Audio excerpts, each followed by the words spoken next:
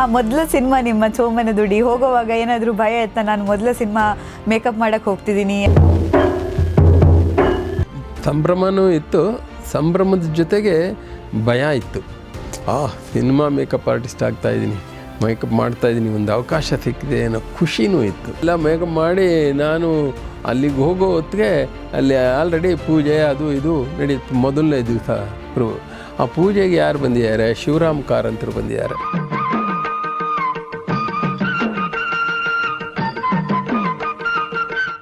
Clapping ಅವರೇ. ಅದಕ್ಕೆ ನನಗೆ ಅವ್ರು ನೋಡಿ ತುಂಬ ಖುಷಿ ಆಗೋಯ್ತು.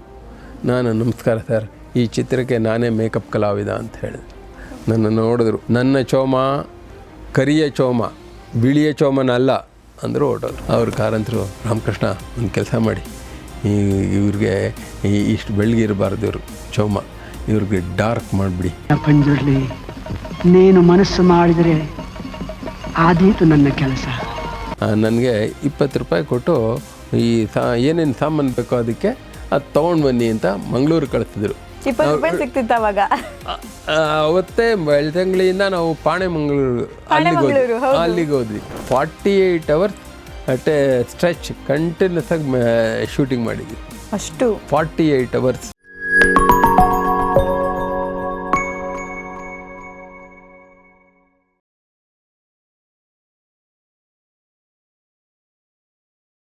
ಬಟ್ ನಿಮ್ಮ ಕಿಟ್ ಫಸ್ಟ್ ರೆಡಿ ಮಾಡಿದ್ದು ಹೇಗೆಲ್ಲ ಪ್ಲ್ಯಾನ್ ಮಾಡಿದ್ವಿ? ನಿಮ್ಮ ಕಿಟ್ಟಲ್ಲಿ ಏನೆಲ್ಲ ಇರಬೇಕು ಫಸ್ಟ್ ಅದನ್ನು ತಂದಿರೋಕ್ಕೆ ಒಂದು ಕತೆ ಇರ್ಬೋದಲ್ವ? ಯಾಕಂದರೆ ಕಿಟ್ ಮಾಡಬೇಕು ಅಂದರೆ ನೀವು ರೆಡಿ ಇದ್ದೀರಾ ನಾನು ಮೇಕಪ್ ಮಾಡೋಕ್ಕೆ ಅಂತ ಅಲ್ವಾ? ಬಟ್ ಅದಕ್ಕೆ ತರಬೇಕು, ನಂಗೆ ಹಿಂಗೆ ಸಿಗುತ್ತಾ, ಕಡಿಮೆಲಿ ಸಿಗುತ್ತಾ, ಜಾಸ್ತಿಲಿ ಸಿಗುತ್ತಾ ಈ ಕಿಟ್ಟಿಗೆ? ಅಂದರೆ ಎಷ್ಟಿರುತ್ತೆ ಒಂದು ಕಿಟ್ಗೆ ಆಗ ಮೇಕಪ್ ಕಿಟ್?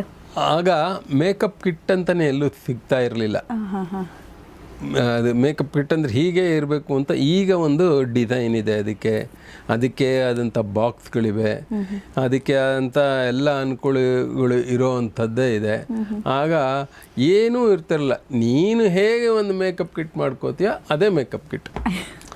ಅದು ನಾನು ಮಾಡ್ಕೊಂಡಿದ್ದ ಮೇಕಪ್ ಕಿಟ್ಟು ಹೇಗೆ ಅಂದರೆ, ಒಂದು ಅಲ್ಯೂಮಿನಿಯಂ ಬಾಕ್ಸ್, ಒಂದು ರೆಕ್ಟ್ಯಾಂಗಲ್ ಶೇಪಲ್ಲಿರೋ ಒಂದು ಅಲ್ಯೂಮಿನಿಯಂ ಬಾಕ್ಸ್ ತೊಗೊಂಡೆ ಮುಂಚೆ. ಆ ಬಾಕ್ಸ್ ತೊಗೊಂಡು ಈ ನಾಣಿಯವರ ಮೇಕಪ್ ಕಿಟ್ಟೆಲ್ಲ ನೋಡಿದ್ನಲ್ಲ, ಅಲ್ಲಿ ಅವ್ರ ಮೇಕಪ್ ಕಿಟ್ ತೊಗೊಂಡು ಹೋಗ್ತಾಯಿದ್ದೆ. ಅವರು ಅದೆಲ್ಲ ಸಾಮಾನುಗಳೆಲ್ಲ ತೆಗೆದು ನಾವೇ ಡಿಸ್ಪ್ಲೇ ಮಾಡ್ತಾಯಿದ್ದೆ ಟೇಬಲ್ ಮೇಲೆ, ಎಲ್ಲ ಗೊತ್ತಿತ್ತಲ್ಲ. ಅದು ಹೇಗಿರುತ್ತೋ ಹಾಗೆ ನಾವು ಒಂದು ಮಾಡ್ಕೊಳ್ಳೋದು ಅಂತ ತೀರ್ಮಾನ ಮಾಡಿ ಅದೇ ಥರ ಒಂದು ಮಾಡಿದ್ವಿ. ಅದಕ್ಕೆ ಮೆಟೀರಿಯಲ್ಸ್ ಎಲ್ಲಿ ಸಿಗುತ್ತೆ, ಏನು ಎತ್ತ. ಆಗ ಏನು ಅಂತ ಹೇಳಿದ್ರೆ, ನಾವು ಮೆಟೀರಿಯಲ್ನ ಪರ್ಚೇಸ್ ಮಾಡ್ತಾಯಿದ್ವಿ ಈ ಫೌಂಡೇಶನ್ ಉಪಯೋಗಿಸೋದಕ್ಕೆ. ಬೇಸ್ ಅಂತ ಕರಿತೀವಿ ಅದನ್ನು, ಅಥವಾ ಫೌಂಡೇಶನ್ ಅಂತ ಕರಿತೀವಿ, ಆಯಿಲ್ ಬೇಸ್ ಅಂತ ಕರಿತೀವಿ, ಗ್ಲಿದ್ರಿನ್ ಬೇಸ್ ಅಂತ ಕರಿತೀವಿ, ವ್ಯಾಕ್ಸ್ ಬೇಸ್ ಅಂತ ಕರಿತೀವಿ. ಈ ಥರ ಏನು ನಾವು ಮಾಡ್ತಾ ಇದ್ದಿದ್ದು ಆವಾಗ ಏನು ಅಂತ ಹೇಳಿದರೆ, ಈ ಕೊಬ್ಬರಿ ಎಣ್ಣೆ ಅಥವಾ ವ್ಯಾಸಲಿನ್ ಪೆಟ್ರೋಲಿಯಂ ಜೆಲ್ಲಿ, ಅದಕ್ಕೆ ನಾವು ಈ ಜಿಂಕ್ ಪೌಡರ್ ಅಂತ ಬರೋದು. ಆ ಜಿಂಕ್ ಪೌಡರ್ ಅದು ಜಿಂಕ್ ಆಕ್ಸೈಡ್ ಮೆಡಿಸನಲ್ಲಿದೆ. ಇನ್ನೊಂದು ಡೊಮೆಸ್ಟಿಕ್ಕಲ್ಲಿ ಪರ್ಪಸ್ಗೆ ಏನೇನು ಉಪಯೋಗಿಸ್ತೀವಿ, ಪೇಂಟಿಂಗ್ಗೆ, ಆ ಥರದಕ್ಕೆಲ್ಲ. That is a very important material. That is a powder ಫಾರ್ಮೆಟಲ್ಲಿ ನಾವು ಸಿಗೋದು. ಆ ಜಿಂಕ್ ಪೌಡರ್ನ ನಾವು ತಗೊಂಡು ಅದಕ್ಕೆ ಕ್ರೋಮಿಯಂ ಯೆಲ್ಲೋ ಪೌಡರ್ ಅದು ತಗೊಂಡು red powder, tiger brand red powder, ಅದನ್ನು ಎಲ್ಲ ಥರದ ರೆಡ್ ಪೌಡ್ರು ತೊಗೊಳಕ್ಕಾಗಲ್ಲ. ಯಾವುದು ಅಲರ್ಜಿ ಇರಲ್ವೋ ಮುಖದ ಮೇಲೆ, ಅದೆಲ್ಲ ಗೊತ್ತಿರೋ ಅಂತ ಯಾವುದು ಉಪಯೋಗಿಸ್ತಾ ಇದ್ದೀರೋ ಆ ಪೌಡ್ರು, ಈ ರೆಡ್, ಯೆಲ್ಲೋ ಮತ್ತು ವೈಟ್, ಈ ಪೌಡ್ರ್ ಮೂರನ್ನು ಮಿಕ್ಸ್ ಮಾಡಿಕೊಂಡು ನಾವು ಫೌಂಡೇಶನ್ ನಾವೇ ರೆಡಿ ಮಾಡ್ಕೋತಾ ಇದ್ವಿ. ಚೆನ್ನಾಗಿ ಅದನ್ನು ಮಿಕ್ಸ್ ಮಾಡಿ ಮಾಡಿ ಮಾಡಿ ಮಾಡಿ ಆ ಫೌಂಡೇಶನ್ ಬೇಸ್ ರೆಡಿ ಮಾಡ್ಕೊಳ್ತಾ ಇದ್ವಿ. ಈಗ ಒಂದ್ಸಲ ಮಾಡಿದ ಆ ದಿನಕ್ಕೆ ಮಾತ್ರ ಅಥವಾ ಅದನ್ನು ಇಟ್ಕೋಬೋದಿತ್ತ? ಅದು ನಾವು ಹೇಗೆ ಮೇಂಟೈನ್ ಮಾಡ್ತೀವಿ ಅನ್ನೋದು ಒಂದು. ಆಮೇಲೆ ಅದು ಏನು ಅಂತ ಹೇಳಿದರೆ, ಸಾಮಾನ್ಯವಾಗಿ ಮೂಸ್ ನೋಡಿದಾಗ ಅದರಲ್ಲಿ ವಾಸನೆ ಬಂದರೆ ಅದು ಕೆಟ್ಟೋಗಿದೆ ಅಂತ ಅರ್ಥ, ಅಥವಾ ಅದ್ರ ಮೇಲೆ ಬೂಸ್ಟ್ ಹಿಡಿದಿದ್ರೆ ಅದು ಕೆಟ್ಟೋಗಿದೆ ಅಂತ ಅರ್ಥ.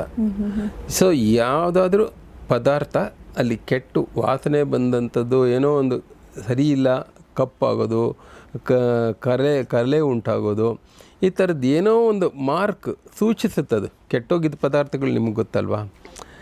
ಅನ್ನ ಇರ್ಬೋದು, ಮತ್ತೊಂದು ಇರ್ಬೋದು, ಇನ್ನೊಂದು ಯಾವುದೋ ಪದಾರ್ಥ ಹುಳಿ ಬಂದುಬಿಟ್ಟಿರುತ್ತೆ, ಇನ್ನೊಂದು ಏನೋ ಒಂದು ಸ್ಮೆಲ್ ಬರುತ್ತೆ, ಹಾಗಾಗಿ ನಾವು ಅದನ್ನು ಉಪಯೋಗಿಸಲ್ಲ. ಅದೇ ರೀತಿ ಇದು ಕೂಡ makeup material foundation this also like that only. If it is spoiled we can't use it. If it is not spoiled it can be used. For example some powders and all ಅದು ಹಾಳಾಗೋದೇ ಇಲ್ಲ. ಹೌದು, ಹಾಳಾಗೋದೇ ಇಲ್ಲ. Powder ಬೇಕಾದ್ರೆ ನೋಡಿ ಎಷ್ಟೋ ವರ್ಷಗಳ ನಂತರ ತೆಗೆದು ನೀವು ನೋಡಿ ಅದು ಮಾಡಿದ್ರೆ ಸೇಮ್ ಇದಿರುತ್ತೆ. ಸೇಮ್ ಇರುತ್ತೆ. ಹೌದು. ಆಮೇಲೆ ಅದರದ್ದು ಏನು ಇದಿರಲ್ಲ. ಬಟ್ ಅದೇ ಕೆಲವು ಸಬ್ಜೆಕ್ಟ್ಗಳು ಕೆಲವು ಸ್ಕಿನ್ಗಳ ಮೇಲೆ ಅಲರ್ಜಿ ರಿಯಾಕ್ಟ್ ಆಗುತ್ತೆ. ಅದು ನಿಮ್ಗೇನಾದ್ರು ಸ್ವಲ್ಪ ಡೌಟ್ ಬಂದರೆ ಸಾಮಾನ್ಯ ಇಲ್ಲಿ ಹಚ್ಕೊಂಡು ನೋಡ್ಬೋದು. ಇದು ತುಂಬ ಡೆಲಿಕೇಟ್ ಪಾಯಿಂಟು. ಇಲ್ಲಿ ಹಚ್ಕೊಂಡ್ರೆ ಅಲ್ಲಿ ಅಕಸ್ಮಾತ್ ನಿಮ್ಗೆ ತುರಿಕೆ ಬಂದರೂ ಕೂಡ ಅದು ಗೊತ್ತಾಗಲ್ಲ. ಬಟ್ ನಿಮಗೆ ಗೊತ್ತಾಗುತ್ತೆ ತುರಿಕೆ ಬಂದಿದೆ, ಐ ಶುಡ್ ನಾಟ್ ಯೂಸ್ ಅಂದ್ಬಿಟ್ಟು. ಅದು ಎಲ್ಲಿ ಅಲ್ಲೋ ಎಲ್ಲೋ ಒಂದು 2 ಕಡೆ ನೀವು ಟ್ರೈ ಮಾಡಿ, ಅದು ರಿಯಾಕ್ಟ್ ಆಗಿ ತುರಿಕೆ ಬರೋದಾಗಲಿ ಅಥವಾ ಕೆರೆತ ಬರೋದಾಗಲಿ. ಈ ತುರಿಕೆ ಅಂದರೆ ಒಂಥರ ಗುಳ್ಳೆಗಳ ಥರ, ಅದು ಇನ್ನೊಂದು ಇಚ್ಚಿಂಗ್ ಬಂದರೆ ಅದು ಕೆಟ್ಟೋಗಿದೆ, ಅದನ್ನು ಉಪಯೋಗಿಸ್ಬಾರ್ದು, ಅದು ನನ್ನ ಸ್ಕಿನ್ಗೆ ಆಗಿ ಬರ್ತಾ ಇಲ್ಲ ಅಂತ ನೀವು ನಿರ್ಧಾರ ಮಾಡ್ಬೋದು. ಅದೊಂದು ಟೆಸ್ಟಿಂಗ್ ಅಂತ ಕರೀತಾರೆ. ಯಾವುದೇ ನೀವು ಟೆಸ್ಟ್ ಮಾಡಬೇಕು, ನಿಮಗೆ ಆಗಿ ಬರುತ್ತಾ ಆಗಿ ಬರಲ್ವಾ ಅಂದ್ಬಿಟ್ಟು. ಕೆಲವರು ನನಗೆ ಈಗ ಈರುಳ್ಳಿ ಕೆಲವರು ಆರಾಮಾಗಿ ಹೆಚ್ಚುತ್ತಾರೆ, ಅದು ರೂಢಿ ಮಾಡ್ಕೊಂಡಿರ್ತಾರೆ. ಇನ್ನು ಕೆಲವರು ನಂಗೆ ಕಣ್ಣಿರ್ಬೇಕು ನಂಗೆ ಆಗೋದೆಲ್ಲ ಬಿಟ್ಟೇ ಬಿಡ್ತಾರೆ. ಅದನ್ನು ರೂಢಿ ಮಾಡ್ಕೊಳ್ಳೋಣ, ನಾವು ಅದನ್ನು ಒಗ್ಗಿಸ್ಕೊಳ್ಳೋಣ, ನಾವು ಅದಕ್ಕೆ ಇಮ್ಯೂನ್ ಮಾಡ್ಕೋಬೇಕು. ನಮ್ಮ ದೇಹಕ್ಕೆ, ನಮ್ಮ ಕಣ್ಣಿಗೆ ಅದು ಇಮ್ಯೂನ್ ಆಗಬೇಕು. ಇಮ್ಯೂನ್ ಆದಮೇಲೂ ಸೆಟ್ರೈಟ್ ಆಗುತ್ತೆ ಅಂತ ಅರ್ಥ. ಅದನ್ನು ಉಪಯೋಗಿಸ್ಬೋದು ನಾವು ಅದ್ರ ಜೊತೆ ಬೆರೆತ್ಕೊಳ್ಬೇಕು. ಅದು ನಮ್ಮ ಜೊತೆ ಬೆರೆತ್ಕೊಳ್ಳಲ್ಲ, ನಾವು ಅದ್ರ ಜೊತೆ ಬೆರೆತ್ಕೊಳ್ಬೇಕು. ಹೀಗೆ ಈ ಥರದ್ದೆಲ್ಲ ಒಂಥರ ಈ ಟೆಸ್ಟ್ಸ್ಗಳು ಮಾಡ್ತಾ ಹೋಗಬೇಕು. ಮಾಡಿ ಒಂದು ನಿರ್ಧಾರಕ್ಕೆ ಬರಬೇಕಾಗುತ್ತೆ. ಹಾಗಾಗಿ ಈ ಮೇಕಪ್ಗೆ ಸಂಬಂಧಪಟ್ಟಂಗೆ ನೋಡಿ, ಈ ಫೌಂಡೇಶನ್ ಹೇಳಿದೆ, ಈ ಫೌಂಡೇಶನ್ ಒಂದು ಹಾಕ್ಕೊಳ್ಳೋದು ಮುಖದ ಮೇಲೆ, ಅದನ್ನು ಆಯಿಲ್ ಬೇಸ್ ಇದ್ದಾಗ ಅದನ್ನು ಆಯಿಲಿಯಾಗೇ ಇರುತ್ತಲ್ವ ಬೇಸು ಫೌಂಡೇಶನು, ಅದನ್ನು ಸೆಟ್ರೈಟ್ ಮಾಡಬೇಕಂದ್ರೆ ನೀವು ಕಂಪ್ಲೀಟ್ ಅದನ್ನು ಪೌಡರ್ ಹಚ್ಚಿ ಅದನ್ನು ಸೆಟ್ರೈಟ್ ಮಾಡ್ಕೋಬೇಕು. ವೈಟ್ ಪೌಡರನ್ನು ಯೂಸ್ ಮಾಡ್ತಿದ್ರಿ ವಾಪಸ್. ವೈಟ್ ಪೌಡರ್ ಅಂದರೆ ಈಗ ವೈಟ್ ಪೌಡರ್ ಅಂದರೆ ಬೇಕಾಷ್ಟು ಕಂಪ್ನಿಯಲ್ಲಿ ವೈಟು ಬರುತ್ತೆ, ಸ್ಯಾಂಡಲ್ ಕಲರ್ದು ಬರುತ್ತೆ, ಕೆಲವು ಪಿಂಕ್ ಇರುತ್ತೆ, ಕೆಲವು ಸ್ವಲ್ಪ ಯೆಲ್ಲೋಯಿಶ್ ಆಗಿರುತ್ತೆ, ಕೆಲವು ಬ್ರೌನಿ ಆಗಿರುತ್ತೆ. ಯಾವ ಪೌಡ್ರನ್ನ ಉಪಯೋಗಿಸ್ಬೇಕು ಅನ್ನೋದು ಭಾಳ ಇಂಪಾರ್ಟೆಂಟು. ಅದನ್ನು ಕೂಡ ನೀವು ಒಂದು ಸೈಡ್ಗೆ, ಒಂದು ಭಾಗಕ್ಕೆ ಒಂದು ಥರದ ಪೌಡ್ರ್ ಉಪಯೋಗಿಸಿ, ಬ್ರೌನಿಶ್ ಅಥವಾ ಡಾರ್ಕ್ ಶೇಡ್ ಇರೋವಂಥದ್ದು. ಇನ್ನೊಂದಕ್ಕೆ ಇನ್ನೊಂದು ಥರದ್ದು ಉಪಯೋಗಿಸಿ. ಆಮೇಲೆ ನೀವು ಇದು ಸರಿಯಾ ಅಂತ ಕನ್ನಡಿಲಿ ನಿಮ್ಮ ಮುಖ ಇಟ್ಕೊಂಡು ಜಡ್ಜ್ ಮಾಡಿ. ಇನ್ನೂ ಒಂದು ಪೋರ್ಷನ್ ಇರುತ್ತೆ, ಅದೊಂದು ಟ್ರೈ ಮಾಡಿ, ಯಾವ್ದು ಸರಿ ಇರುತ್ತೆ ಅಂತ ನಾವೇ ತೀರ್ಮಾನ ಮಾಡ್ಕೊ. ಉದಾಹರಣೆಗೆ ಕಣ್ಣು ಹತ್ರ ಡಾರ್ಕ್ ಶೇಡ್ ಇರುತ್ತೆ, ಅಲ್ಲಿ ನೀವು ವೈಟ್ ಹಾಕ್ಕೊಂಡ್ರೆ ಪ್ಯಾಚಿಯಾಗಿ ಕಾಣುತ್ತಾ ಅಥವಾ ಬ್ಲೆಂಡ್ ಆಗುತ್ತಾ ಅಥವಾ ಅಲ್ಲಿಗೆ ಬೇರೆ ಪೌಡರ್ ಟಚ್ ಮಾಡಬೇಕಾ, ಇದೆಲ್ಲ ಟೆಸ್ಟ್ಗಳನ್ನೂ ಕೂಡ ನೀವು ಫ್ರೀ ಆಗಿರೋವಂಥ ಸಂದರ್ಭದಲ್ಲಿ ನೀವು ಅದನ್ನು ಮಾಡ್ತಾ ಹೋದರೆ, ಟೆಸ್ಟ್ಗಳು ಮಾಡ್ತಾ ಹೋದರೆ ನಿಮ್ಗೆ ಗೊತ್ತಾಗ್ಬಿಡುತ್ತೆ ಯಾವುದನ್ನು ಉಪಯೋಗಿಸ್ಬೇಕು, ಯಾವುದನ್ನು ಉಪಯೋಗಿಸ್ಬಾರ್ದು ಅಂದ್ಬಿಟ್ಟು. ಇಲ್ಲಿ ಫೌಂಡೇಶನ್ನು ಆಯಿತು, ಸೆಟ್ಟಿಂಗ್ ಆಯಿತು, ಆಮೇಲೆ ಎಲ್ಲೆಲ್ಲಿ ಶೇಡ್ಸ್ ಕೊಡಬೇಕು, ಎಲ್ಲೆಲ್ಲಿ ಅದನ್ನು ನಾವು ಹೈಲೈಟ್ ಮಾಡಬೇಕು, ಹೇಗೆ ನಾವು ಶೇಪಪ್ ಮಾಡಬೇಕು, ಅದನ್ನೆಲ್ಲ ನಾವು ಒಂದೊಂದೇ ಹಂತದಲ್ಲಿ ಶೇಪಪ್ ಮಾಡೋದಕ್ಕೆ ಕಲ್ತ್ಕೊಳ್ಬೇಕು. ಉದಾಹರಣೆಗೆ ನೋಡಿ, ನಮ್ಗೆ ಇಲ್ಲಿ ಡಬಲ್ ಚಿನ್ ಬಂದಿರುತ್ತೆ ಅಂತ ಇಟ್ಕೊಳ್ಳಿ. ಈಗ ಇದನ್ನು ಹೈಲೈಟ್ ಮಾಡಿದ್ರ ಜೊತೆಗೆ ಈ ಪೋರ್ಷನ್ನ ಸ್ವಲ್ಪ ಡಾರ್ಕ್ ಮಾಡಿದ್ರೆ ಇದು ಸಪ್ರೆಸ್ ಆಗುತ್ತೆ. ಅಂದರೆ ಲೈಟ್, ಯಾವುದೇ ಲೈಟ್ ಆಗಲಿ ಬಿದ್ದಾಗ ಇಲ್ಲಿ ಬೌನ್ಸ್ ಆಗುತ್ತೆ ಲೈಟ್ ಅಲ್ವಾ, ಅಷ್ಟು ಇಲ್ಲಾಗಲ್ಲ. Because we have applied dark shade. By like that we can depress that portion. So especially normal ಯಾರೇ ಬೌನ್ಸ್ ಆಗೋ ಲೈಟ್ ಕಡೆಗೆ ಕಣ್ಣು ಹೋಗುತ್ತೆ, ಈ ಡಿಪ್ರೆಸ್ ಆಗಿರೋ ಕಡೆಗೆ ಹೋಗಲ್ಲ. ಬಟ್ ಅದೇ ಕಣ್ಣಿನ ಕೆಳಗಡೆ ಇದು ಹೋಗುತ್ತೆ. ಡಾರ್ಕ್ ಇದ್ದರೆ ಅಲ್ಲೇ ಹೋಗುತ್ತೆ ಕಣ್ಣು, ಡಾರ್ಕ್ ಆಗಿದೆ ಅಂತನ್ಬಿಟ್ಟು. ಅದನ್ನು ಹೇಗೆ ಮಾಡೋದು, ಹೀಗೆ ಸುಮಾರು ಮೆಥಡ್ಸ್ಗಳಿದೆ. ಆ್ಯಂಡ್ ಇದನ್ನೆಲ್ಲ ನಾವು ಸೈಂಟಿಫಿಕ್ಕಾಗಿ ಇದನ್ನು ರಿಸರ್ಚ್ ಮಾಡೋದ್ರ ಜೊತೆಗೆ ನಮ್ಮ ಪ್ರಯೋಗ ನಾವೇ ಸ್ವತಃ ನಾವು ಮಾಡಿಕೊಂಡಾಗ ನಾವು ಬೇರೆಯವ್ರ ಕೈಲಿ ಮೇಕಪ್ ಮಾಡಿಸ್ಕೊಳ್ಳೋವಾಗಲೂ ಕೂಡ we can guide them. Can you please cover this dark circles ಅಂತ ರಿಕ್ವೆಸ್ಟ್ ಮಾಡ್ಕೋಬೋದು. Can you reduce this bit ಅಂತ ಕೇಳ್ಕೊಬೋದು. ಅವ್ರು ಸರಿಯಾಗಿ ಮಾಡ್ತಾರಾ ಇಲ್ವೋ ಅನ್ನೋದಾದ್ರೂ ಗೊತ್ತಾಗುತ್ತೆ ನಮ್ಗೆ. ಆ ವಿಷಯ ಗೊತ್ತಿದ್ದರೆ, ಅದನ್ನು ಪ್ರಾಕ್ಟಿಕಲಾಗಿ ಅದನ್ನು ಮಾಡಿದರೆ, ಈ ಥರದ್ದೆಲ್ಲ ನಾವು ಒಂಥರ ಜನರಲ್ ಟಾಪಿಕ್ ಕಾಲೇಜುಗಳಲ್ಲಿ ಇದೊಂದು ಅಟ್ಲೀಸ್ಟ್ ತಿಂಗಳಿಗೆ 1 ಅವರ್ ಈ ಥರ ಡಿಸ್ಕಷನ್ನು ಈ ಥರದ್ದೆಲ್ಲ ಮಾಡ್ತಿದ್ರೆ ಅಪ್ಪಪ್ಪ ಅವ್ರುಗಳಿಗೆ ಗೊತ್ತಾಗುತ್ತೆ ಹೇಗೆ ಮೇಕಪ್ ಮಾಡ್ಕೊಳ್ಬೇಕು, ಯಾವ್ದು ಮೇಕಪ್ ಮಾಡ್ಕೋಬೇಕು, ಯಾವುದು ಸರಿ, ಯಾವುದು ತಪ್ಪು, ಯಾವುದು ಒಳ್ಳೆಯದು, ಯಾವುದು ಕೆಟ್ಟದ್ದು. ಆಮೇಲೆ long stand long it can sustain our existing atmospheric conditions, ಇದೆಲ್ಲ ಗೊತ್ತಾಗ್ತಾ ಹೋಗುತ್ತೆ. And how to maintain makeup is also very important. ಹೌದು, ಇವಾಗ ಹಾಕ್ಬಿಟ್ಟು ಉಜ್ಬಿಟ್ರೆ ಬೆವರು ತೂತು ಉಜ್ಬಿಟ್ರೆ ಹೋಯಿತು. How to maintain that makeup throughout. Otherwise ಬೆಳಿಗ್ಗೆ ಒಂಥರ ಬ್ರೈಟ್ ಹಾಕ್ಕೊಂಡು ಆಮೇಲೆ ಡಲ್ ಕಂಡುಬಿಡ್ತಾರೆ, ಬಿಕಾಸ್ ಮೇಕಪ್ ಮಾಡಿರುತ್ತೆ. ಈಗ ಅದಕ್ಕೇ ನೋಡಿ, ಮೇಕಪ್ ಕೂಡ ನಾವು ಮೇಕಪ್ ಬೆಳಗಿನ ಸೆಷನ್ಗೆ ಒಂದು ಮಾಡಿರ್ತೀವಿ, ಮಧ್ಯದಲ್ಲಿ ಏನೋ ಒಂದು ಸ್ವಲ್ಪ ಅವರು ಡಲ್ ಆಯಿತು ಅಂತ ಹೇಳಿದರೆ ಅದು ಸ್ಲೈಟ್ಲಿ ಟಚಪ್ ಅಂತ ಕರಿತೀವಿ, ಟಚಪ್ ಮಾಡ್ಕೊಳ್ಳೋದು ಸ್ಲೈಟಾಗಿ. ಆಮೇಲೆ ನೀವು ಸಾಮಾನ್ಯವಾಗಿ ಊಟ ಮಾಡ್ತಾರೆ, ನಿದ್ದೆ ಮಾಡಿಬಿಟ್ಟಿರ್ತಾರೆ ಕೆಲವರು, ಎದ್ದ ತಕ್ಷಣ ಆ ನಿದ್ದೆ ಮುಖನೇ ಇರುತ್ತೆ. ಟು ಡಿಸಪಿಯರ್ ದಟ್ ಇದು ಸ್ವಲ್ಪ ಮತ್ತೆ ಲೈಟಾಗಿ ಆ ಮೇಕಪ್ ಮಾಡಿಸ್ಕೊಳ್ತಾರೆ ಊಟ ಆದಮೇಲೂ ಕೂಡ. ಬಿಕಾಸ್ ಒಂದು ಸೀನಲ್ಲಿ ಒಂದು ಶಾರ್ಟ್ ಒಂಥರ ಬ್ರೈಟಾಗಿ ಕಾಣುತ್ತೆ, ಇನ್ನೊಂದು ಡಲ್ಲಾಗಿ ಕಾಣುತ್ತೆ, ಆ ರೀತಿ ಕಾಣಬಾರ್ದಲ್ವಾ. ಸೊ ಒಂದೇ standard appearance is important. To maintain that standard appearance, we have to keep on looking at the face and maintain the face with exit makeup for at least ಒಂದು ಫುಲ್ ಸೀನ್ಗೆ ಅದೇ ಇರಬೇಕಾಗುತ್ತೆ, ಅದೇ ಕಾಂತಿ, ಅದೇ ಒಂದು ಅದೇ ಲುಕ್ ಬೇಕಾಗುತ್ತೆ. ಅದಕ್ಕೋಸ್ಕರ ಮೇಕಪ್ ಅವಾಗ ಟಚ್ ಕೂಡ ಮಾಡಿಸ್ತಿರ್ಬೇಕು, ಅದೆಲ್ಲ ಈ ಥರದ್ದು. ಬಟ್ ಅವಾಗ ಈ ಐಲೈನರು, ಆಮೇಲೆ ಈ ಶೇಡ್ಸು, ಐ ಶೇಡ್ಸು ಕಲರ್ ಇರಬೇಕಾಗುತ್ತೆ.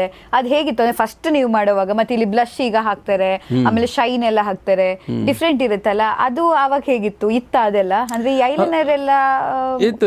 ಆಗ್ಲೂ ಕೂಡ ಐಲೈನರ್ ನೋಡಿ, ಈ ಐಲೈನರ್ ಇರ್ಬೋದು, ಐಬ್ರೋ ಇರ್ಬೋದು, ಎಲ್ಲ ಬೇರೆನೆ ಎಲ್ಲ ಕಂಪ್ಲೀಟ್.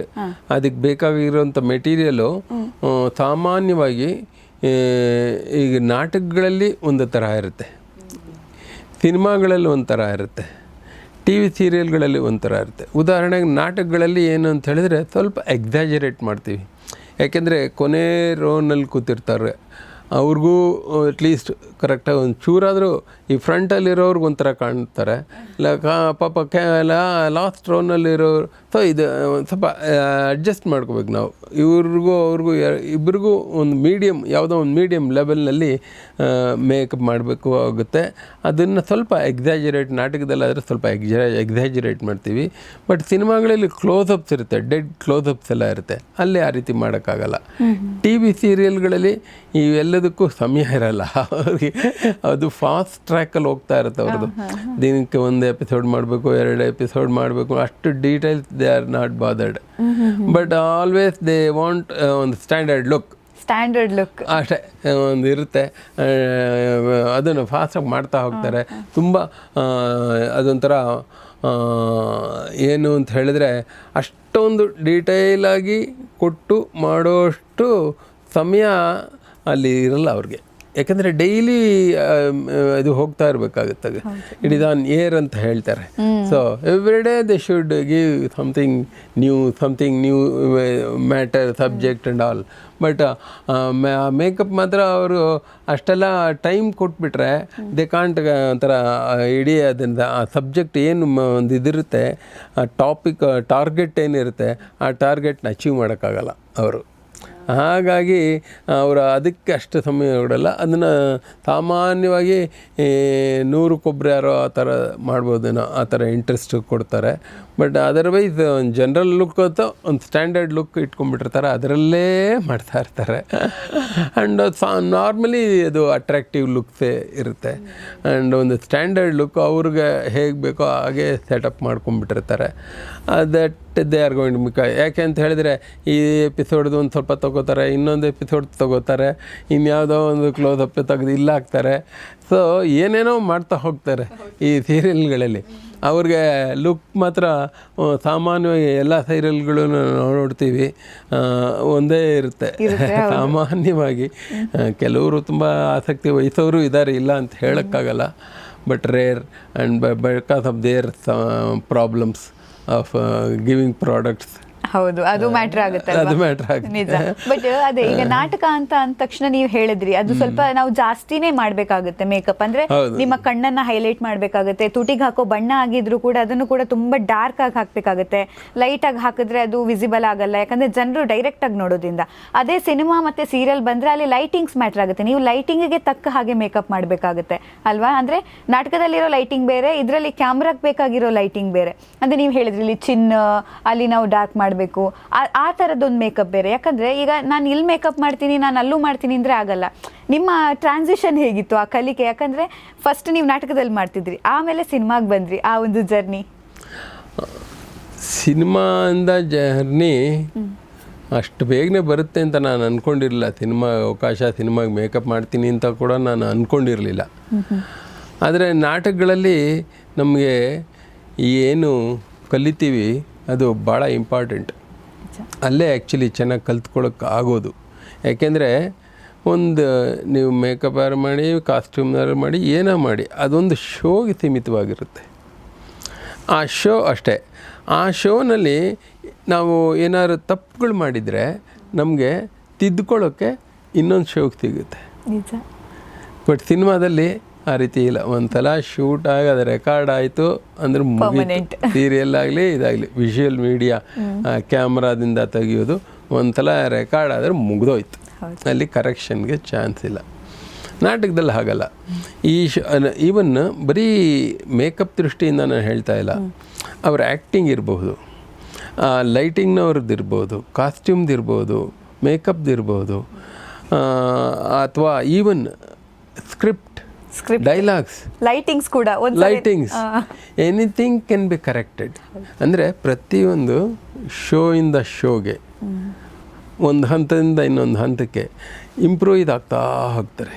ಅದಕ್ಕೆ ಮೊದಲನೇ ಶೋಗೂ ಒಂದು 10-15 ಶೋ ಆದಮೇಲೂ ಅದು ಇದೆ, ಅವರು ಒಂಥರ ತಾಂತ್ರಿಕವಾಗಿ ಹೋಗ್ಬಿಡ್ತಾರೆ, ಯಾಂತ್ರಿಕವಾಗಿ ಒಂದು ಯಂತ್ರ ಕೆಲಸ. ಅಂದರೆ ಅಷ್ಟರ ಮಟ್ಟಿಗೆ ಪರ್ಫೆಕ್ಷನ್ ಆಗ್ತಾ ಹೋಗುತ್ತೆ, ಕರೆಕ್ಷನ್ಸ್ ಆಗ್ತಾ ಹೋಗುತ್ತೆ, ಈ ಮಾರ್ಪಾಡುಗಳಾಗುತ್ತಾ ಹೋಗುತ್ತೆ, ಬದಲಾವಣೆಗಳಾಗುತ್ತೆ.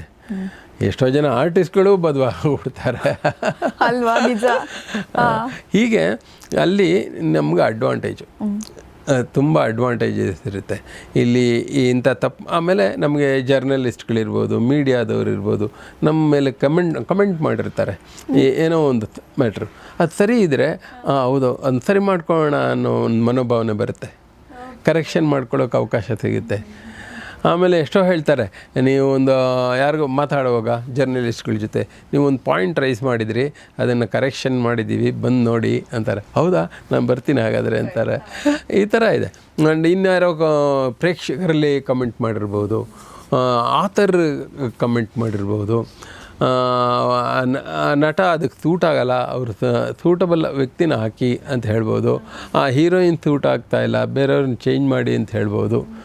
ಹೀಗೆ ಬದಲಾವಣೆಗಳು ಆ್ಯಂಡ್ ಅದರ ಕಲಿಕೆಯ ದಾರಿ ಪ್ರತಿಯೊಂದು ಶೋಯಿಂದ ಶೋಗೆ ಚೇಂಜ್ ಆಗ್ತಾ ಇರುತ್ತೆ. ಅದಕ್ಕೆ ನಮ್ಮ ಗುರುಗಳು BV ಕಾರಂತರು ಈ ನಾಟಕನ ಪ್ರದರ್ಶನನ ಒಂದು ಶೋ ಅನ್ನೋದಿಲ್ಲ, ಒಂದು ಪ್ರಯೋಗ ಅಂತಲೇ ಕರೀರಿ. ಪ್ರಯೋಗ, ಇದೊಂದು ಪ್ರಯೋಗ.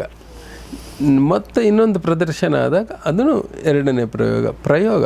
ಈ ನಾಟಕದಲ್ಲಿ ಪ್ರಯೋಗಗಳು ಆಗ್ತಾನೆ ಇರ್ತವೆ, ಬದಲಾವಣೆಗಳು ಆಗ್ತಾನೆ ಇರ್ತದೆ, ಇಂಪ್ರೂವೈಸೇಷನ್ಗೆ ಅವಕಾಶ ಇರುತ್ತೆ. ಆ ಒಂದು ಇಂಪ್ರೂವೈಸೇಷನ್ನಲ್ಲಿ ನಾವು ಬೆಳೀತಾ ಹೋಗಬೇಕು. ಯಾರೇ ಒಂದು ಅದಕ್ಕೆ ಅವಕಾಶ ಕೊಡಬೇಕು, ತಪ್ಪನ್ನು ಸರಿಪಡಿಸ್ಕೊಳ್ಳೋದಕ್ಕೆ ಅವಕಾಶ ಇದ್ದೇ ಇರುತ್ತೆ ನಾಟಕದಲ್ಲಿ. ಆದ್ದರಿಂದ ಅದು ಪ್ರತಿ ಹಂತದಲ್ಲೂ ಉತ್ತಮಗೊಳ್ತಾ ಹೋಗುತ್ತೆ, ಉತ್ತಮವಾಗ್ತಾ ಹೋಗುತ್ತೆ. ಆದ್ದರಿಂದ ಅದು ಬೆಳೀತಾ ಹೋಗುತ್ತೆ ನಾಟಕ. ಸಿನಿಮಾ ಒಂದು ಏನು ಮಾಡಿಟ್ಟಿರ್ತಾರೋ ಅದೇ ಅಷ್ಟೇ. ಹಾಗೆ ನಾನು ಇದೇ ರೀತಿ ನಾಟಕಗಳಲ್ಲಿ ಜಾಸ್ತಿ ಅನುಭವ ಮಾಡಿದ್ರಿಂದ, ಕೆಲಸ ಮಾಡಿದ್ರಿಂದ ನಾನು ಅಂದರೆ ಈಗಾಗಲೇ ಪ್ರದರ್ಶನ ಅನ್ನೋದು ಬಂತು, 600 ಪಿಕ್ಚರು ಅಂತ ಹೇಳಿದ್ರೆ. ಈಗ 50 ವರ್ಷದಲ್ಲಿ ಒಂದು 10 ಪಿಕ್ಚರ್ ಮಾಡಿದ್ರು 500 ಆಗೋಯ್ತಲ್ಲ. ವರ್ಷಕ್ಕೊಂದು 10 ಟೆಕ್ನಿಷಿಯನ್ಸ್ ಜಾಸ್ತಿ ಮಾಡ್ತಾರೆ ಆ್ಯಕ್ಚುಲಿ. ನಾನು ಅದೇ ಅನ್ಕೊಂಡೆ ನಿಜ, ಯಾಕಂದ್ರೆ ಟೆಕ್ನಿಷಿಯನ್ಸ್ ಕೆಲಸ ಜಾಸ್ತಿ ಮಾಡ್ತಾರೆ. ನಾನು ಒಂದೇ ದಿವಸ 4 ಪಿಕ್ಚರ್ ವರ್ಕ್ ಮಾಡಿದ್ದೀನಿ. ಒಂದೇ ದಿವಸ 4 ಕಡೆ ಅಟೆಂಡ್ ಮಾಡಿದ್ರೆ ಅಲ್ಲಿಗೆ ನಾನು 4 ಪಿಕ್ಚರ್ ವರ್ಕ್ ಮಾಡ್ದಂಗೆ ಆಯ್ತಲ್ಲ. ಆ ಥರ ಇತ್ತು ಅವಾಗ ಡಿಮಾಂಡು. ಇಲ್ಲಿ ನಾನು ಹೇಳಿದೆ ನೋಡಿ ನಿಮಗೆ, ಎಲ್ಲ ಚೆನ್ನಾಗಿಂದ ಈಗ ನಾಳೆ ಶೂಟಿಂಗ್ ಇಟ್ಕೊಂಡ್ಬಿಡ್ತಾರೆ, ಅಥವಾ ಇವತ್ತು ಇನ್ನೊಂದೇನೋ ಒಂದು ಫೋಟೋ ಶೂಟ್ ಮಾಡಬೇಕು ಅಂತಾರೆ, ಸಡನ್ನಾಗಿ ಸಿಗೋದಿಲ್ಲ. ಅಲ್ಲಿಂದ ಕರೆಸೋದು ಎಲ್ಲ. ಆವಾಗ ಇನ್ನೊಂದೇನು ಅಂತ ಹೇಳಿದ್ರೆ, ಈ 70ರ ದಶಕದಲ್ಲಿ ಇಲ್ಲಿ ಬೆಳೀತಾ ಹೋಯಿತು ಹೊಸ ಅಲೆಯ ಚಿತ್ರಗಳು.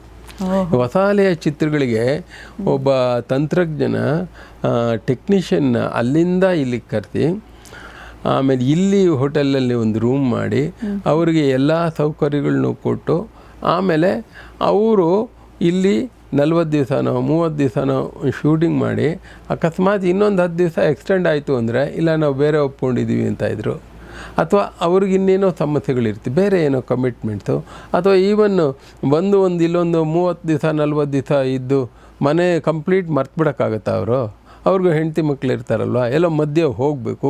ಸೊ ಸುಮಾರು ತೊಂದರೆಗಳು ಇರುತ್ತವೆ. ಅಲ್ಲಿಂದ ಕರೆಸ್ಕೊಂಡು ಇಲ್ಲಿ ಮಾಡಿ, ಇದು 1 ದಿವಸ 2 ದಿವಸ ಆದರೆ ಪರವಾಗಿಲ್ಲ, ಆವಾಗ 30-40 ದಿವಸ ಮಾಡ್ತಾಯಿದ್ವಿ ಶೂಟಿಂಗು.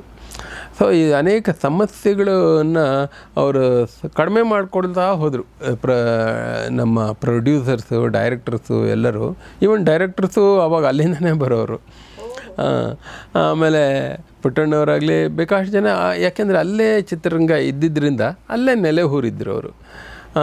ಆಮೇಲೆ ಇಲ್ಲಿಗೆ ಬಂದು ಇಲ್ಲಿ ಮನೆ ಮಾಡಿಕೊಂಡು ಇಲ್ಲಿ ಇದ್ದವರು ಅಲ್ಲಿಂದ ಬಂದು ಅದು ಕೂಡ ಕಷ್ಟ ಆಗ್ತಾಯಿತ್ತು ಅವ್ರಿಗೆ. ಇಲ್ಲಿರಲಾರೆ ಅಲ್ಲಿಗೆ ಹೋಗಲಾರೆ ಆ ಥರ ಆಗೋಗಿತ್ತು ಅವ್ರದ್ದು. ಸೊ ಇಂಥ ಒಂದು ಸಂದರ್ಭದಲ್ಲಿ ಇಲ್ಲಿ ಬೆಳೀತಾ ಹೋಯಿತು ಇಂಡಸ್ಟ್ರಿ. ಕಾಸ್ಟ್ಯೂಮ್ನವರಾಗಲಿ, ಮೇಕಪ್ನವರಾಗಲಿ, ಅಸಿಸ್ಟೆಂಟ್ ಡೈರೆಕ್ಟರ್ಸ್ ಆಗಲಿ ಎಲ್ಲ ಇಲ್ಲಿ ಬರ್ತಾ ಇಂಡಸ್ಟ್ರಿ ಬೆಳೀತಾ ಹೋಯಿತು. ಆ ಸಂದರ್ಭದಲ್ಲಿ ಈಗ ಮೇಕಪ್ ಇಲ್ಲಿ ನಮ್ಗೆ ಅವಕಾಶ ಸಿಕ್ತು. ಆಗ ನಮಗೆ ಕರ್ನಾಟಕ ಸರ್ಕಾರದವರು ಒಂದು 50,000 ರೂಪಾಯಿ ಸಬ್ಸಿಡಿ ಕೊಡ್ತೀವಿ ಅಂತ ಫಸ್ಟ್ ಪ್ರಾರಂಭ ಆದಾಗ ಐ ಥಿಂಕ್ 50,000 ಇರಬೇಕು. ಸರ್ಕಾರ 50,000 ರೂಪಾಯಿ ಸಬ್ಸಿಡಿ ರಾಮಕೃಷ್ಣ ಹೆಗಡೆ ಅವ್ರ ಕಾಲದಲ್ಲಿ ಅಂತ ಕಾಣುತ್ತೆ, ಅಥವಾ ಇನ್ನೂ ಮುಂಚೆನೇ ಗೊತ್ತಿಲ್ಲ ಸರಿಯಾಗಿ ನನಗದು. ನನ್ನ ಮನಸ್ಸಿನಲ್ಲಿ ಅದೇ ಇದೆ. 20,000ನೋ 50,000ನೋ ಫಸ್ಟ್ ಕೊಡೋಕ್ಕೆ ಶುರು ಮಾಡಿದ್ರು. ಯಾಕೆಂದರೆ ಇಲ್ಲಿ ಇಂಡಸ್ಟ್ರಿ ಬೆಳೀಲಿ, ಫಿಲಮ್ ಇಂಡಸ್ಟ್ರಿ ಬೆಳೀಲಿ ಅಂದ್ಬಿಟ್ಟು. ಆ ಫಿಲ್ಮ್ ಇಂಡಸ್ಟ್ರಿ ಬೆಳೆಯೋದು ಅಂದರೆ ಈಗ ನಾವೆಲ್ಲ ಬೆಳೆದಿದ್ದು ಹೀಗೆ. ನಮಗೂ ಹೊಸ ಅಲೆ ಚಿತ್ರಗಳವ್ರಿಗೆ ಆಲ್ರೆಡಿ ಅವ್ರಿಗೆ ಈ ನಾಟಕಗಳ ಪರಿಚಯ ಆಯಿತು. ನಾಟಕದಲ್ಲಿ ಯಾರ್ಯಾರು ಮಾಡ್ತಾರೆ, ರಾಮಕೃಷ್ಣ ಮೇಕಪ್ ಮಾಡ್ತಾರೆ, ಅವ್ರ ಕೈಲೇ ಮಾಡಿಸೋಣ. ಅದರಲ್ಲೂ ನಮ್ಮ ವಿ.ವಿ. ಕಾರಂತರು ಚೋಮನದುಡಿ ಅನ್ನೋ ಚಿತ್ರ ಮಾಡುವಂಥ ಸಂದರ್ಭದಲ್ಲಿ ಆಗ ನನಗೆ ಅವಕಾಶ ಮಾಡಿಕೊಟ್ರು, ಮೇಕಪ್ ನೀವೇ ಮಾಡಿ ಅಂತಂದ್ಬಿಟ್ಟು. ಆ ಮೊದಲ ಸಿನಿಮಾ ನಿಮ್ಮ ಚೋಮನದುಡಿ ಹೋಗೋವಾಗ ಏನಾದರೂ ಭಯ ಇತ್ತಾ? ನಾನು ಮೊದಲ ಸಿನಿಮಾ ಮೇಕಪ್ ಮಾಡೋಕ್ಕೆ ಹೋಗ್ತಿದ್ದೀನಿ ಆ ಆ್ಯಕ್ಟರ್ಸ್ಗಳನ್ನು ನೋಡೋವಾಗ, ಅಥವಾ ಆ ಫಸ್ಟ್ ಎಕ್ಸ್ಪೀರಿಯನ್ಸ್ ಅಂದರೆ ಮೊದಲ ಸಿನಿಮಾ ನೀವು ಹೋಗ್ತಿದ್ದೀರಾ ನಾಟಕ ಬಿಟ್ಟು ಈಗ ಸಿನಿಮಾ ಅಂದರೆ ಮೊದಲೇ ನಿಮಗೆ ಆಸಕ್ತಿ ಇತ್ತು, ಅದರ ಕಡೆ ಒಲವಿತ್ತು ನಿಮಗೆ ಜಾಸ್ತಿ. ಸೊ ಅದು ಆ ಸಂಭ್ರಮ ಹೇಗಿತ್ತು ನಿಮ್ಮದು? ಭಯನೂ ಇತ್ತು, ಸಂಭ್ರಮನೂ ಇತ್ತು. ಸಂಭ್ರಮದ ಜೊತೆಗೆ ಭಯ ಇತ್ತು. ಸಿನಿಮಾ ಮೇಕಪ್ ಆರ್ಟಿಸ್ಟ್ ಆಗ್ತಾಯಿದ್ದೀನಿ, ಮೇಕಪ್ ಮಾಡ್ತಾಯಿದ್ದೀನಿ, ಒಂದು ಅವಕಾಶ ಸಿಕ್ಕಿದೆ ಅನ್ನೋ ಖುಷಿನೂ ಇತ್ತು. ಇದ್ರ ಜೊತೆಗೆ ಎಲ್ಲಿ ತಪ್ಪು ಮಾಡಿಬಿಡ್ತೀವೋ ಅನ್ನೋ ಭಯನೂ ಇರುತ್ತೆ ಪ್ರಾರಂಭದಲ್ಲಿ, ಹೊಸದರಲ್ಲಿ. ಆ ಥರದ ಭಯ, ಆಸಕ್ತಿ, ಚೆನ್ನಾಗೇ ಮಾಡಬೇಕು, ಕೆಟ್ಟ ಹೆಸರು ತಗೋಬಾರ್ದು, ಇವೆಲ್ಲ ಇತ್ತು. ಅದು ನಾನು ಚೋಮನದುಡಿ ಅನ್ನೋ ಚಿತ್ರದಲ್ಲಿ ನಾನು ಮೊದಲನೇ ದಿವಸನೇ ಮೇಕಪ್ ಮಾಡಿ ಕ್ಯೂ ನಿಂತುಬಿಟ್ಟಿದ್ರು. ಈ ಸಪೋರ್ಟಿಂಗ್ ಆರ್ಟಿಸ್ಟ್ಗಳಂತ ಹೇಳ್ತಾರೆ, ಇಲ್ಲಿ ಈಗ ಜೂನಿಯರ್ ಆರ್ಟಿಸ್ಟ್ ಅಂತ ಕರೀತಾರಲ್ಲ, ಆ ಥರ ಸಣ್ಣ ಪುಟ್ಟ ಪಾತ್ರಗಳಿಗೆ. ಆಗ ಅದು ಏನು ಬೆಟ್ಟಕ್ಕೆ ಚೋಮನ ಜೊತೆ ಹೋಗುವಂಥ ಎಲ್ಲ ಮಂದಿ ಕೆಲಸಕ್ಕೆ. ಆವಾಗ ಆ ಚೋಮ ಮತ್ತು ಇನ್ನೂ ಅದೇ ಥರ ಎಷ್ಟೋ ಜನ, ಒಂದು 50-60 ಜನ. ಅಷ್ಟು ಜನಕ್ಕೆ ಎಲ್ಲಿ ಮೇಕಪ್ ಮಾಡೋದು? ನಮಗೆ ಮೇಕಪ್ ಬಗ್ಗೆನೇ ಗೊತ್ತಿರಲಿಲ್ಲ, ಯಾಕೆಂದರೆ ಸಿನಿಮಾಗೆ ಮೇಕಪ್ಪೇ ಮಾಡಿರಲಿಲ್ಲ ನಾನು. ಆಗ ಆ ಪಿಕ್ಚರ್ಗೆ ನಾನು ಈಗ ಎಲ್ಲರಿಗೂ ಮೇಕಪ್ ಮಾಡಲೇಬೇಕೇನೋ ಅಂತ ಅಂದ್ಕೊಂಡ್ಬಿಟ್ಟಿದ್ದೆ. ಸರಿ, ಎಲ್ಲರೂ ನಿಂತ್ಕೊಂಡ್ಬಿಟ್ಟಿದ್ದಾರೆ, ಕ್ಯೂ ಬೇಗ ಬೇಗ ಮಾಡೋದು, ಕಳಿಸೋದು ಬೇಗ ಬೇಗ. ಅದರಲ್ಲೂ ಹೆಣ್ಮಕ್ಳೇ ಜಾಸ್ತಿ, ಬಟ್ ಗಂಡಸರು ಇರೋರು. ಬಟ್ ನಮಗವಾಗ ಇವರು ಮಾಡ್ತಾ ಇರೋ ಪಾತ್ರ ಏನು, ಇವ್ರಿಗೆ ಮಾಡಬೇಕಾ ಬೇಡವಾ ಅನ್ನೋದು ಮೊದಲನೇ ದಿವಸ ನಮ್ಗೆ ಗೊತ್ತಿರಲಿಲ್ಲ. ನನಗೂ ಯಾರೂ ಏನೂ ಹೇಳಿಲ್ಲ. ಮೇಕಪ್ ಮಾಡಿಬಿಡಿ ಅಸಿಸ್ಟೆಂಟ್ ಡೈರೆಕ್ಟರ್ಸ್ ಎಲ್ಲ ಬಂದು ಹೇಳಿದ್ರು, ಸರಿ ಆಯಿತಾ ಮೇಕಪ್ ಆಯಿತಾ ಅಂತಾರೆ ಅಲ್ಲಿಂದ. ಸೊ ಹಾಗೂ ಈಗ ಕೊನೆಗೆ ಮೇಕಪ್ ಮಾಡಿ ಸುಸ್ತಾಗ್ಬಿಟ್ಟಿದ್ದೆ ಆ್ಯಕ್ಚುಲಿ, ನಿಜವಾಗ್ಲೂ. ಅದು ಎಲ್ಲಿ ಇದು ಅಂದರೆ ಕಾರ್ಕಳ, ಬೇಟೆ, ಮಂಗಳೂರು, ಹೆಸರುಗಳೇ ಮರ್ತವೆ. ಬಂಗಾಡಿ ಅಲ್ಲ, ಬೆಳ್ತಂಗಡಿ ಕರೆಕ್ಟ್. ಬೆಳ್ತಂಗಡಿಯಲ್ಲಿ ಅದು ಶೂಟ್ ಆಗಿರೋದು. ಬೆಳ್ತಂಗಡಿಯಲ್ಲಿ ಉಳ್ಕೊಂಡಿದ್ವಿ. ಬೆಳ್ತಂಗಡಿಯಿಂದ ಇನ್ನೊಂದು 8-10 ಕಿಲೋಮೀಟ್ರ್ ಘಟ್ಟಕ್ಕೆ ಹೋಗಬೇಕು. ಆ ಘಟ್ಟದಲ್ಲಿ ಅದು ಶೂಟಿಂಗು. ಅಲ್ಲಿ ಮುಹೂರ್ತಕ್ಕೆ ಒಂದು 10 ಗಂಟೆ ಸಮಯ, ಸುಮಾರು 10-10ವರೆಗೆ ಸುಮಾರಿಗೆ ಇದು. ನಾವು ಅಲ್ಲೆಲ್ಲ ಮೇಕಪ್ ಮಾಡಿ ನಾನು ಅಲ್ಲಿಗೆ ಹೋಗೋ ಹೊತ್ತಿಗೆ ಅಲ್ಲಿ ಆಲ್ರೆಡಿ ಪೂಜೆ ಅದು ಇದು ನಡೀತು. ಮೊದಲನೇ ದಿವಸ ಆ ಪೂಜೆಗೆ ಯಾರು ಬಂದಿದ್ದಾರೆ? ಶಿವರಾಮ್ ಕಾರಂತರು ಬಂದಿದ್ದಾರೆ. ಅವರೇ ಕ್ಲಾಪಿಂಗು, ಸ್ವಿಚ್ ಆನ್ ಕ್ಲಾಪಿಂಗ್ ಅವರೇ. ಅದಕ್ಕೆ ಅವರು ಬಂದಿದ್ದಾರೆ. ನಾನು ಚೋಮನ್ಗೂ ಮೇಕಪ್ ಮಾಡಿ, ಎಲ್ಲರಿಗೂ ಮೇಕಪ್ ಮಾಡಿ, ನಾನು ಸುಸ್ತಾಗಿ ನಾನು ಕೊನೆಗೆ ಅಲ್ಲಿ ಹೋದರೆ ಅಷ್ಟೊತ್ತಿಗಾಗಲೇ ಅವರು ವಾಪಸ್ ಬರ್ತಾಯಿದ್ರು, ಮುಗಿಸ್ಕೊಂಡು. ಪೂಜೆ ಪುನಸ್ಕಾರ ಅದನ್ನೆಲ್ಲ ಮುಗಿಸ್ಕೊಂಡು ವಾಪಸ್ ಬರ್ತಾಯಿದ್ರು. ನನಗೆ ಅವ್ರು ನೋಡಿ ತುಂಬ ಖುಷಿ ಆಗೋಯ್ತು. ನಾನು ನಮಸ್ಕಾರ ಸರ್, ಈ ಚಿತ್ರಕ್ಕೆ ನಾನೇ ಮೇಕಪ್ ಕಲಾವಿದ ಅಂತ ಹೇಳಿದೆ. ನನ್ನ ನೋಡಿದ್ರು, ಕೊಡೆ ಹಿಡ್ಕೊಂಡು ಹಿಂಗೆ ಬರೋರು, ಹಿಂಗೆ ನಾನೇ ನಮಸ್ಕಾರ ಮಾಡಿದಾಗ ಅಲ್ಲಿ ನಿಂತ್ಕೊಂಡ್ರು. ಆಮೇಲೆ ನಾನು ಪರಿಚಯ ಮಾಡಿಕೊಂಡೆ. ಅವರು ನನ್ನ ಕೆಳಗಡೆಯಿಂದ ಮೇಲ್ಗಡೆ ನೋಡಿದ್ರು. ನಾನು ಏನಪ್ಪ ಹಿಂಗೆ ನೋಡ್ತಾರೆ. ಆಮೇಲೆ ನನ್ನ ಚೋಮ ಕರಿಯ ಚೋಮ, ಬಿಳಿಯ ಚೋಮನಲ್ಲ ಅಂದರು, ಹೊರಟೋದ್ರು. ನನಗೆ ಅದನ್ನು ತಲೆಗೆ ಹೋಗಿ ನನಗೆ ಅರ್ಥ ಆಗೋಷ್ಟರಲ್ಲಿ ಸಾಕಾಯಿತು. ಆಮೇಲೆ ಹೇಳಿದೆ ಕಾರಂತರ ಹತ್ರ, ಹಿಂಗೆ ಹೇಳಿದರು ಕಾರಂತರು ಅಂತ ಹೇಳಿದೆ. ಆಗ ಅವರು ಕಾರಂತರು, ರಾಮಕೃಷ್ಣ ಒಂದು ಕೆಲಸ ಮಾಡಿ, ಇವ್ರಿಗೆ ಇಷ್ಟು ಬೆಳಗಿರಬಾರ್ದು ಇವರು ಚೋಮ, ಇವ್ರಿಗೆ ಡಾರ್ಕ್ ಮಾಡಿಬಿಡಿ. ಆಮೇಲೆ ನಾಟಕದಲ್ಲಿ ಏನು ಉಪಯೋಗಿಸ್ತಾರೆ ಅದನ್ನೇ ಉಪಯೋಗಿಸಿ, ನೋ ಪ್ರಾಬ್ಲಮ್. ಒಟ್ಟಿನಲ್ಲಿ ಅವ್ರ ಬಣ್ಣ ಚೇಂಜ್ ಆಗಬೇಕು ಅಂದರೆ ಅವರು ಬೆಳ್ಳಗಿದ್ರು. ಕೊನೆಗೆ ನನಗೆ 20 ರೂಪಾಯಿ ಕೊಟ್ಟು ಈ ಏನೇನು ಸಾಮಾನು ಬೇಕೋ ಅದಕ್ಕೆ ಅದು ತೊಗೊಂಡು ಬನ್ನಿ ಅಂತ ಮಂಗಳೂರು ಕಳಿಸಿದ್ರು. 20 ರೂಪಾಯಿ ಸಿಗ್ತಿತ್ತು ಅವಾಗ. ಅವತ್ತೇ ಬೆಳ್ತಂಗಡಿಯಿಂದ ನಾವು ಅಲ್ಲಿಗೆ ಹೋದ್ವಿ. ಅಲ್ಲಿಗೆ ಹೋದ ತಕ್ಷಣ ಫಸ್ಟ್ ನೀವು ಹೋಗಿ ಏನೇನು ಬೇಕೋ ಮೆಟೀರಿಯಲ್ಸ್ ತೊಗೊಂಡು ಬನ್ನಿ ಅಂತ 20 ರೂಪಾಯಿ ಅದೇ ಫಸ್ಟ್ ಕೊಟ್ಟಿದ್ದು ಅದು ಚಿತ್ರದಲ್ಲಿ. ಯಾಕೆಂದರೆ ನಮಗೆಲ್ಲ ನಾಟಕ ಮೇಕಪ್ ಆದಮೇಲೆ, ನಾಟಕ ಮುಗಿದ್ಮೇಲೆ ಅಥವಾ 1 ದಿವಸ 2 ದಿವಸ ಯಾವಾಗಲೂ ಕೊಡೋರು. ಮುಂಚೆ ಅಡ್ವಾನ್ಸ್ ಕೇಳೋ ಪ್ರಾಕ್ಟೀಸ್ ಏನು ಈ ನಾಟಕದಲ್ಲಿ ಇಲ್ಲ. ಅದನ್ನೇ ನಾನು ಅನ್ವಯಿಸ್ಕೊಂಡು ಸುಮ್ಮನೆ ಹೊರಟೋಗಿದ್ದೆ. ನನ್ನ ಹತ್ರ ಏನಿದೆ ತೊಗೊಂಡು, ಮೆಟೀರಿಯಲ್ಸು ಏನು ಬೇಕೋ ಅದೆಲ್ಲ ತೊಗೊಂಡು ಒಂಥರ ಎಷ್ಟು ಬೇಕೋ ಒಂದು ಮಿನಿಮಮ್ ಆಗಿ ತಯಾರಾಗಿ ಮಾಡ್ಕೊಂಡು ಹೋಗಿದ್ದೆ. ಅಂದರೆ ಒಂದು ಮೀಸೆಗಳು ಬೇಕಾಗಿತ್ತು, ಸ್ಪಿರಿಟ್ ಗಮ್, ಅದ್ರದ್ದೊಂದು ಕತೆ ಇದೆ, ಹೇಳ್ತೀನಿ. ಹೀಗೆ ಹೋಗಿದ್ದೆ. ಆಮೇಲೆ ಯಾವಾಗ ಡಾರ್ಕ್ ಮಾಡಬೇಕು ಅಂತ ಹೇಳಿದ್ರೆ ನನಗೆ ತಲೆ ಕೆಡ್ತು, ಹೆಂಗೆ ಮಾಡೋದು ಏನು ಮಾಡೋದು ಅಂತಂದ್ಬಿಟ್ಟು. ಐಡಿಯಾನೂ ಪಾಪ ಕಾರಂತರೇ ಕೊಟ್ಟಿದ್ದರು. ಸರಿ, ನಾನೇನು ಮಾಡಿದೆ, ಮಂಗಳೂರಿಗೆ ಹೋಗಿ ಆಗ ಆ ಟೈಮ್ನಲ್ಲಿ ಸರಿಯಾಗಿ ನಮಗೆ ಅಷ್ಟು ಒಳ್ಳೆ ಊಟ ಸಿಗ್ತಾ ಇರಲಿಲ್ಲ. ಅದೊಂಥರ ಮಂಗಳೂರದ್ದು ಸ್ಟೈಲ್ದು ಅವಾಗ ನಮ್ಗೆ ಅಡ್ಜಸ್ಟ್ ಆಗ್ತಾ ಇರಲಿಲ್ಲ. ಎಲ್ಲದಕ್ಕೂ ಸಕ್ಕರೆ ಕೊಡೋರು, ಬಾಯ್ಲ್ಡ್ ರೈಸ್, ಇಡ್ಲಿ ಕೊಡೋ ಅಂದರೆ ಇಡ್ಲಿ ಇಲ್ಲ ಮಾರಾರ ಇಲ್ಲಿ ಅನ್ನೋರು ಅವಾಗ. ಆಗ ಈಗೆಲ್ಲ ಸಿಗುತ್ತೆ ಬಿಡಿ. ನನಗೆ ಶಾಕ್ ಇದೆ. ಓ ಅವಾಗೆಲ್ಲ ಇಡ್ಲಿಗೆ ಸಕ್ಕರೆ ಹಾಕೊಂಡು ಕೊಡ್ತಿದ್ರು. ಇಡ್ಲಿ ನಾವು ಅವ್ರು ಮಾಡ್ತಿದ್ದು ಜಾಸ್ತಿ ಅವಲಕ್ಕಿ, ಅದೇ ಒಂದು ಅವಲಕ್ಕಿ. ಅದಕ್ಕೆ ಉಪ್ಪಿಟ್ಟು ಏನು ಮಾಡಿದ್ರು ಅದಕ್ಕೆ ಸಕ್ಕರೆ ಹಾಕೋರು. ನಮಗೆ ಇಲ್ಲಿ ನಮಗೆ ಉಪ್ಪಿಟ್ಟಿಗೆ ಅವಲಕ್ಕಿ ಯಾವುದಕ್ಕೂ ಸಕ್ಕರೆ ಗಿಕ್ಕರೆ ಹಾಕಲ್ಲ. ಅಲ್ಲಿದೆ ಒಂದು ಸ್ವಲ್ಪ ನಮ್ಗೆ ಅಡ್ಜಸ್ಟ್ ಆಗ್ತಾ ಇರಲಿಲ್ಲ ಬಿಗಿನಿಂಗು. ಈಗ ನಮ್ಗೆ ತುಂಬ ಇಷ್ಟ ಆಗುತ್ತೆ ಮಂಗಳೂರು ಊಟ, ಬಿಡಿ ಅದು ಬೇರೆ ವಿಷಯ.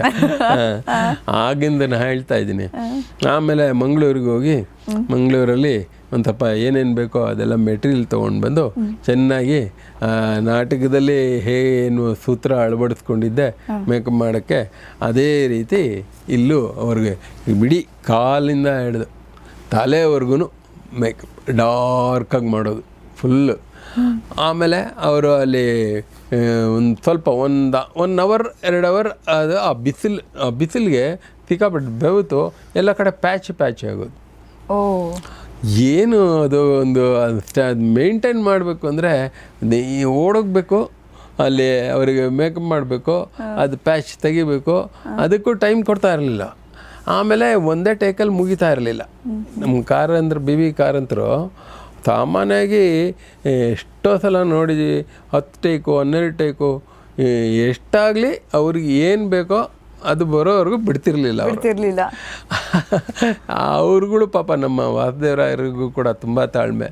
ಅವರು ಆಯ್ತು ನೀವು ಹೇಗೆ ಹೇಳ್ತೀರೋ ಹಾಗೆ ಮಾಡ್ತೀನಿ ಅಂತ ಹೇಳಿ ಅವರು ತಾಳ್ಮೆಯಿಂದ ಮಾಡೋರು. ನಾವು ಅಷ್ಟೊತ್ತಿಗೆಲ್ಲ ಹಾಗೆ ಹೋಗ್ಬೇಕಾಗಿತ್ತು, ಆ ಪ್ಯಾಚಸ್ ತೆಗಿಬೇಕಾಗಿತ್ತು, ಮೇಂಟೈನ್ ಮಾಡಬೇಕಾಗಿತ್ತು. ಇಲ್ಲಿ ಇನ್ನೊಂದು ಸಮಸ್ಯೆ ಏನು ಅಂದರೆ ನಮಗೂ ಒಂದು ಪಾತ್ರ ಕೊಟ್ಬಿಟ್ಟಿದ್ರು.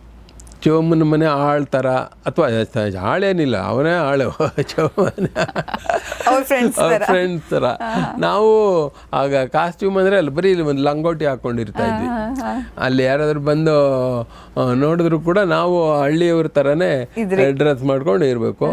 ನಾನು ಎಲ್ಲೆಲ್ಲೋ ಮೂಲೆಯಲ್ಲೆಲ್ಲೋ ಮೆಟೀರಿಯಲ್ ಇಡ್ತಾ ಇದ್ದೆ. ಟೇಕ್ ಅಂದ ತಕ್ಷಣ ನಾನು ಅಲ್ಲಿಗೆ ಓಡೋಗಿ ಇಲ್ಲಿಗೆ ಬಂದು ಇವ್ರಿಗೆ ಮೇಕಪ್ ಮಾಡೋ ಅಷ್ಟರಲ್ಲಿ ಲೈಟ್ ಹೋಯ್ತು, ರಾಮಕೃಷ್ಣ ಬೇಗ ಮಾಡಬೇಕು ಅನ್ನೋರು. ಅದು ಭಾಳ ಕಷ್ಟಕರವಾದ ಕೆಲಸಗಳು ಬೇಕಾದಷ್ಟೇ. ಆಮೇಲೆ ಅಲ್ಲಿ ಏನು ಅಂತ ಹೇಳಿದ್ರೆ ಬೆವರಿಗೆ ಮೇಕಪ್ ಮೇಂಟೈನ್ ಮಾಡೋದೇ ಒಂದು ದೊಡ್ಡ ಕಷ್ಟ ಆಗ್ತದೆ. ಅವರೊಬ್ರಿಗೆ ಮಾಡಿದ್ರೆ ಆಯಿತಾ, ಬೇರೆ ಇನ್ಯಾರೋ ಆರ್ಟಿಸ್ಟು ಪದ್ಮಾಕುಮಟ ಇನ್ಯಾರೋ ಅವರು ಎಲ್ಲರಿಗೂ ನಾನು ಅವಾಗ ನನ್ನ ಜೊತೆ ಒಬ್ಬರು ಅಸಿಸ್ಟೆಂಟು ಕೂಡ ಕರ್ಕೊಂಡು ಹೋಗಿರಲಿಲ್ಲ. ನಾನು ಹೆಂಗೆ ನನಗೆ ಅವಕಾಶ ಕೊಟ್ಟಿದ್ದಾರೆ, ನಾನು ಬಸ್ ಸ್ಟ್ಯಾಂಡ್ ಕರ್ಕೊಂಡು ಬರ್ತೀನಿ ಅಂದರೆ ನನ್ನೇ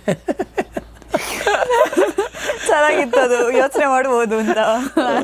ಅದಕ್ಕೆ ನಮಗೆ ಕೇಳಬೇಕು ಅಂತ ಕೂಡ ಗೊತ್ತಿರಲಿಲ್ಲ. ಸೊ ಹಾಗಾಗಿ ಅಲ್ಲಿ ಹೋಗಿ ಅಲ್ಲಿ ತುಂಬ ಕಷ್ಟಪಡಬೇಕಾಗಿ ಬಂತು. ಒಂದು ಈ ಬಣ್ಣ ಸರಿಪಡಿಸೋದಿರ್ಬೋದು, ಅಥವಾ ಆ ಮೀಸೆ ಅಂಟಿಸಿದ್ದೆ, ಅದೇ ಗ್ಲೂ ಕತೆ ಏನೋ ಇದೆ, ಗ್ಲೂ ಕತೆ. ಅದು ಒಂದು ಇವರು ಅವರ ಇಡೀ ಚಿತ್ರದಲ್ಲಿ ಅನೇಕ ಸೀನ್ಗಳಿವೆ. ಈ ಗಂಜಿ ಕುಡಿಯೋದು, ಅಲ್ಲ ಕಳ್ಳು ಕುಡಿಯೋದು. ಕಳ್ಳು ಅಂದರೆ ಹೆಂಡ, ಅದೇ ಕಲಿ ಅಂತ ಊರ ಕಡೆ. ಅದನ್ನು ಕುಡಿದು ಅವ್ರು ಆ್ಯಕ್ಟ್ ಮಾಡಬೇಕು. ಇವರು ಒಂದು ಟೇಕಲ್ಲಿ ತಗೊಳ್ಳಲ್ಲ, 2 ಸಲ 3 ಸಲ ಹಾಕೊಂಡ್ರೆ ಮೀಸೆ ಬೀಳಲ್ವಾ, ನೆಂದು ಅದು ಅಂಟ್ಸೋಕ್ಕೋದ್ರೆ ಒದ್ದೆ ಆಗಿರೋವಾಗ ಅದು ಅಂಟ್ಕೊಳ್ಳಲ್ಲ. ಅದು ಡ್ರೈ ಆಗಿದ್ದರೆ ಮಾತ್ರ ಅಂಟ್ಕೊಳ್ಳುತ್ತೆ. ಅಯ್ಯೋ ರಾಮ, ಈ ಥರದ ಕಷ್ಟಗಳೆಲ್ಲ ಅನುಭವಿಸ್ಕೊಂಡು ಆ ಪಿಕ್ಚರ್ ಮಾಡುವಾಗ ನಾಟಕದಲ್ಲಿ ಹೆಂಗಿರುತ್ತೆ, ಆರಾಮಾಗಿರುತ್ತೆ. ಎಷ್ಟು ಜನಕ್ಕೆ ಮೇಕಪ್ ಮಾಡ್ತೀವಿ, ಎಷ್ಟು ಫಾಸ್ಟಾಗಿ ಮೇಕಪ್ ಮಾಡ್ತೀವಿ. ಈ ಸಿನಿಮಾದ ಏನಪ್ಪ ಇದು, ಬೆಳಿಗ್ಗೆಯಿಂದ ರಾತ್ರಿ. ಒಂದು ಸಲ ಹೇಳ್ತೀನಿ ಕೇಳಿ, ಇವತ್ತು ಬೆಳಿಗ್ಗೆ ಶುರುವಾಗಿದ್ದು, ಇವತ್ತಿಂದ ನಾಳೆ ಬೆಳಿಗ್ಗೆಗೆ ನಮ್ಗೆ ಬರೀ ಹೋಗಿ ಬರೋದಕ್ಕಷ್ಟೇ, ಬೆಳಗಿನ ಕಾರ್ಯಕ್ರಮಗಳಿಗಷ್ಟೇ ಇಮಿಡಿಯೇಟಾಗಿ ಬರಬೇಕು. ಮತ್ತು 48 hours at a stretch continuous ಆಗಿ ಶೂಟಿಂಗ್ ಮಾಡಿದ್ದೀವಿ. ಅಷ್ಟು 48 ಅವರ್ಸ್ ಮಲ್ಕೊಳ್ಳೋಕ್ಕೆ ಬಿಟ್ಟಿಲ್ಲ ಎಲ್ಲರೂ 48 ಅವರ್ಸ್. ಎಷ್ಟು ಡೆಡಿಕೇಶನ್ ವರ್ಕ್ ಅಲ್ಲ ಅವಾಗ.